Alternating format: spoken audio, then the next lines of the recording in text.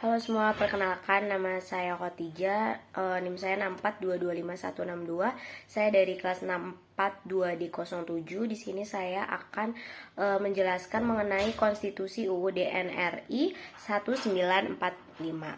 Nah, dalam arti sempit, konstitusi merupakan suatu dokumen atau seperangkat dokumen yang berisi aturan-aturan dasar untuk menyelenggarakan negara.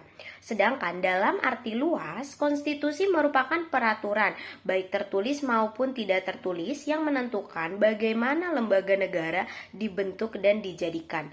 Dalam perkembangannya, tuntutan perubahan UUD NRI 1945 menjadi kebutuhan bersama Indonesia. Oleh karena itu, MPR melakukan perubahan secara bertahap dan sistematis dalam 4 kali perubahan. Keempat kali perubahan tersebut harus dipahami sebagai satu rangkaian dan satu kesatuan. Dasar pemikiran perubahan UUD 1945 adalah kekuasaan tertinggi di tangan MPR, kekuasaan yang sangat besar pada presiden, pasal-pasal yang terlalu luas sehingga dapat menimbulkan multitafsir, kewenangan pada presiden untuk mengatur hal-hal penting dengan undang-undang dan rumusan Undang-Undang NRI 1945 tentang semangat penyelenggaraan negara belum cukup didukung ketentuan konstitusi yang sesuai dengan tuntutan reformasi.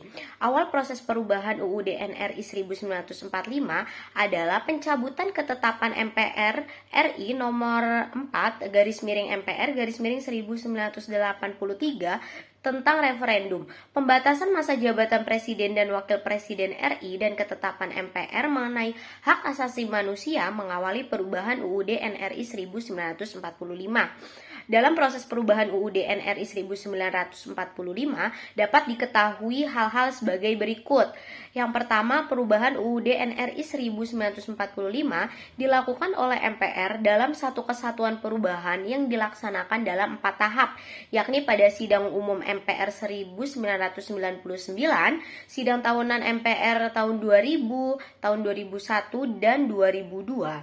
Yang kedua, hal-hal itu terjadi karena perubahan UUD NRI 1945 yang telah disusun secara sistematis dan lengkap pada sidang MPR tahun 1999 sampai dengan 2000. Tidak seluruhnya dapat dibahas dan diambil keputusan. Kemudian yang ketiga itu, hal itu berarti bahwa perubahan UUD NRI 1945 dilaksanakan secara sistematis berkelanjutan karena senantiasa mengacu dan berpedoman pada materi rancangan yang telah disepakati sebelumnya. Nah, sekian penjelasan dari saya. Selebihnya mohon maaf dan terima kasih.